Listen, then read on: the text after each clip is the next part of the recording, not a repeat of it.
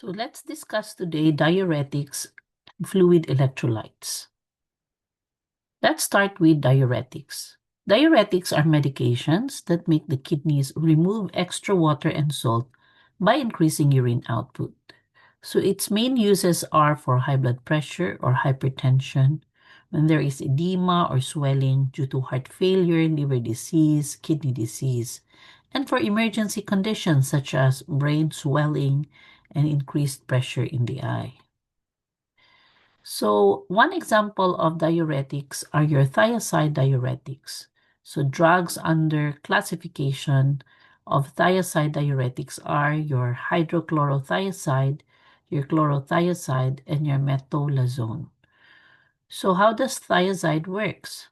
So this thiazide works in the distal part or the distal tubule of the kidneys, so towards the end portion of the filtration, by blocking the sodium and chloride reabsorption. So thereby, if they are not blocked, then we would be losing the sodium, and we know that where sodium goes, water follows. So that would lead to more urine output. Side effect of this drug would mean lowering of the potassium, as we are also losing potassium, and we are calling this hypokalemia. And as expected, a drop in the sodium for losing the sodium or hyponatremia. And since we're losing fluids, there will be dehydration. Sugar is increased in concentration, so there would be high blood sugar and high uric acid. So for safety measures as a nurse, we need to check potassium levels every now and then because the client is at risk of hypokalemia. We watch for dizziness because of the drop in the blood pressure, or we call this orthostatic hypotension. It is best to give it in the morning as this will make the person pee a lot. And since the person is losing potassium, we would encourage potassium-rich foods such as banana, spinach, and oranges. Another diuretic are your loop diuretics. So from the term itself, we would know where it works. It works in the loop of Henle, which is in between your proximal and your distal tubules. So example of these drugs are your furosemide or your Lasix, the bumetanide or Bumex, and the torsemide. So again, in terms of action, this diuretic works in the loop of Henle, and it blocks the sodium, chloride, potassium reabsorption. Thereby, the client will be losing sodium, chloride, and potassium. And this is a very strong water loss. Thereby, expect for a severe low potassium, low sodium. There will be extreme dehydration because of increased urination. Thereby, the blood pressure will drop. And take note for ototoxicity or hearing loss if this drug is given IV too fast. So for safety, we monitor electrolytes, especially potassium and sodium. Measure daily weights as person is losing a lot of fluids. Measure input and output. And to avoid the risk of ototoxicity, we give this medication IV push but slowly, and teach the client that when changing position, do it slowly, as the client is very prone to orthostatic hypotension, which can lead to dizziness and sudden falls. Third type of drug diuretic is your potassium-sparing diuretic. So compared to the first two that were discussed, whereby client is losing potassium, this drug is actually sparing the loss of potassium. In other words, potassium are kept. So examples of this are your spironolactone or aldactones, amilorides, triamterene. So how does it work? It works in the distal tubule. However, take note, though it blocks although it works in the distal tubule, it blocks aldosterone. Thereby, it is the hormone that keeps sodium and water, and by blocking it, we're really losing now sodium and water as we wanted it. But take note, the medication keeps the potassium. So it loses sodium and water, but retains the potassium. So the side effect would be high potassium, client is keeping potassium. So the danger here is reverse. It's hyperkalemia. There is still a chance there will still be effects of low sodium and some gynecomastia, which is the enlargement of the breast. So nursing safety here is highly focused on the potassium, unlike with the thiazides and your furosemides, wherein you give potassium supplements. In this case, you are not to give potassium supplements because this drug is keeping the potassium. Still, you avoid salt substitutes because this often contains potassium. And teach to report muscle weakness, irregular heartbeats. These are signs of hyperkalemia, which is dangerous because it causes abnormal heart rhythms that can lead to cardiac arrest. Then we have the osmotic diuretics, and a great example to this is your mannitol. So how this drug works, it creates a high sugar concentration in the kidney, and thereby with a high sugar concentration in the kidney, it pulls water into the urine. Okay, so this is only used for emergency because the way it works, it causes fluid shift. When it causes fluid shift, that means fluids that are stuck inside the brain or in the lungs are being pulled out and brought into the kidney. That's why this is used for people with increased intracranial pressure due to brain swelling or increased intraocular pressure because of so much fluid in the eye capillaries. By pulling this fluid out, the pressure is decreased in the brain and in the eyes. It also is used to prevent kidney failure when there is ongoing shock because it pulls water. So the side effect, which is fluid shift, can be used to relieve pulmonary edema, dehydration, and electrolyte imbalance. Now, this drug is generally used while in ICU setting because of its major effect on the brain. So we monitor closely a client in the intensive care unit. We always check the neuro status of this client because this client, to start with, was admitted or is being managed because of increased intracranial pressure and could be having also some pulmonary edema, which is characterized by crackles in the lungs, which is a sign of fluid overload. And that's a very reason why we're using this osmotic diuretics to pull out those excess fluids. And we have the carbonic anhydrase inhibitors. A good example to this are your acetazolamide or your Diamox. So in this scenario, the drug is used to block enzymes in the kidney that helps the reabsorption of sodium bicarb. So when sodium bicarb is released because we're blocking its reabsorption, this causes mild diuresis. So again, this is used to release fluids out. So it can be used for glaucoma, which is a scenario when the fluids are high in the eyes, leading to high pressure. So by pulling those fluids out, we are dropping the pressure. It is also used for altitude sickness and sometimes edema. And in the process of losing the sodium because they are not reabsorbed, it can also lead to low potassium and electrolyte imbalances. So we watch for metabolic acidosis and dehydration. So we also watch for kidney stones. So for nursing safety, we monitor electrolytes and monitor also the acid-base balance. Now let's go to fluids and electrolytes and what are its uses inside the body.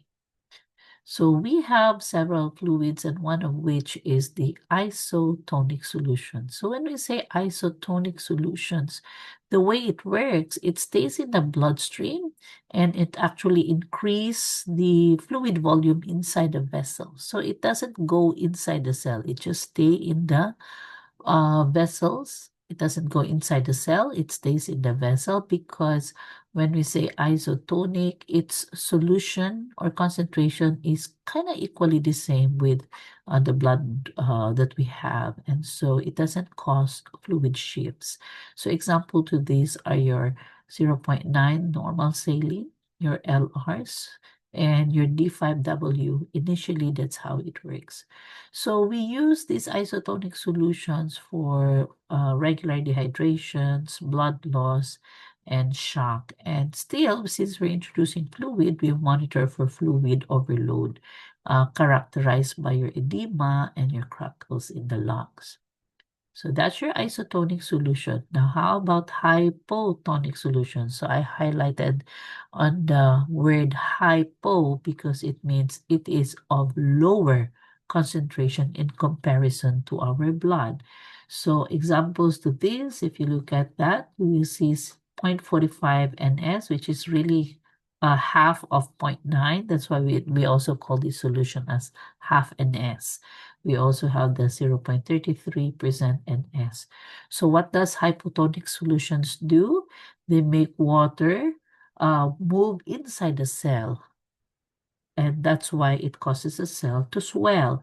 So we were very careful with hypotonic solutions because it can cause brain cell to swell or other cells in the body to swell. So, but we really have to closely watch for neuro status. So we use these hypotonic solutions when there is hypernatremia, meaning there's too much concentration of salt and the cell is dehydrated because we want to retain fluids. The reverse to that hypotonic solutions are your hypertonic solutions. So from the term itself, it means it is of higher concentration, and fluids with high concentration tends to pull water out of the cells, thereby causing the cell to shrink. So an example to this are your D10, D5, D5. So you see the word, the numbers in there, that means they're of higher concentration. The dextrose is of high concentration. D10 water, D5 NS, D5 LR, and 3% normal saline. So this is used for severe hyponatremia and cerebral edema because we want to pull out the excess fluid by giving this hypertonic solution. Now, usually used in ICUs, just like your osmotic diuretics earlier discussed or your mannitol, that is an example of a hypertonic solution. And the danger of this also would be, just like any fluids, would be the risk of fluid hyper or overload when we're giving these IV fluids too fast. And since it's of high concentration, it can lead to hypernatremia. So this is often used when the client is in intensive care unit.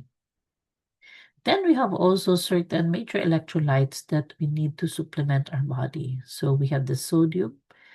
Sodium normal amount in the blood would only be 135 to 145 milliequivalent per liter. And the main function of the sodium is really on the nerves and also specifically impulses of the nerve.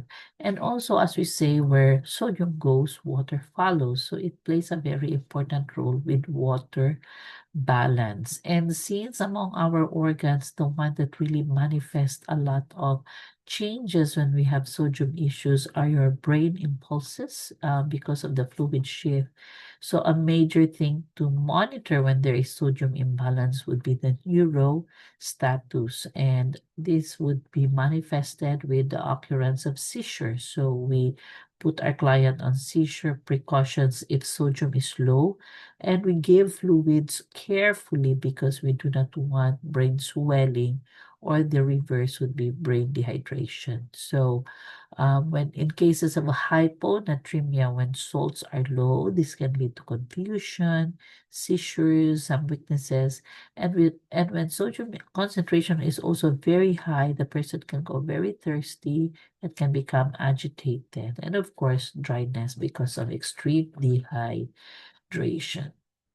Now, for potassium, the normal levels are 3.5 to 5. Now, take note, when talking of potassium, we're really talking about the heart because this potassium has a major impact on the heart rhythm and on muscles. And we know that heart is an example of a muscle, a very, very important muscle.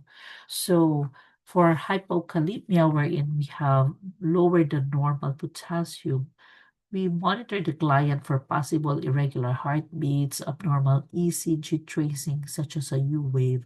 And when there's also excessive potassium, this is very dangerous because we can have abnormal rhythms that can lead to cardiac arrest. And so, in giving any potassium, as much as possible, do not give it IV push, never give IV push, and always dilute your potassium because it can be very, very toxic. When giving potassium, monitor ECG, and diet that is high in potassium should really be avoided in hyperkalemia. And if it's hypokalemia, we have to not substitute, but give potassium-rich food. But take note, the normal range is very, very narrow, 3.5 to 5. So very high chance of going hypo or hyper if we're not careful in administration and monitoring of our potassium. And the effect can be very lethal as it affects our heart. Then we have calcium. Normal range in the blood is 9 to 10.5, and its major impact is on our bones as well as blood clotting and muscles. So when we think about calcium, think about reflexes. When we have too low calcium, we can either have this TRUSU or the Chivostek sign. So when you say TRUSU sign, a stroke in the face or the cheek can lead to abnormal reflex reaction. And then we have, reverse. That's the Chivostek sign when we have a stroke on the face. Face is being stroked, it will have a reflex sign. And if it's the Trosu sign, that is when we wrap our arms with a cuff and tighten it, then you will have some abnormal tremors noted in the arms. These are the numbness, tingling, muscle cramps when there is a drop in the calcium level. Now, for hypercalcemia, that's excessive calcium that can actually lead to kidney stones and constipation. So for nursing safety, always monitor heart rhythms. If there are abnormalities, of course, think about potassium imbalance, but don't also set aside, it can also be calcium imbalances. And so we encourage fluids if it's high calcium because we want to prevent calcium deposits, which can lead to stones. And if we're giving calcium, just like potassium, we have to really think about heart rhythm. So give calcium IV very slowly. For magnesium, the normal amount is 1.3 to 2.1, and the major effect of magnesium imbalances will be on our nerves. So you can see some arrhythmias, respiratory reflex differences when there is an imbalance. So for hypomagnesemia, which is a drop in magnesium, you can see here tremors, seizures, arrhythmias. And when there's too much magnesium as well, it can actually lead to a depression of the reflexes, such as respiratory depression, low BP, weaknesses. So for nursing safety, we always check our reflexes, especially the deep tendon reflexes. Keep calcium gluconate at hand. This is the antidote when magnesium is super high. Now, let's talk also about fluid balance. So when we say fluid balance, it can either be one is having dehydration, which is the fluid volume deficit, or a fluid volume overload or fluid volume excess. Now, one of the signs of dehydration or when we're having a deficit in our fluid volume would be, of course, person feels thirsty, dry mouth, BP is dropped because there's no circulating fluid. Heart is trying to catch up by increasing heartbeat or tachycardia.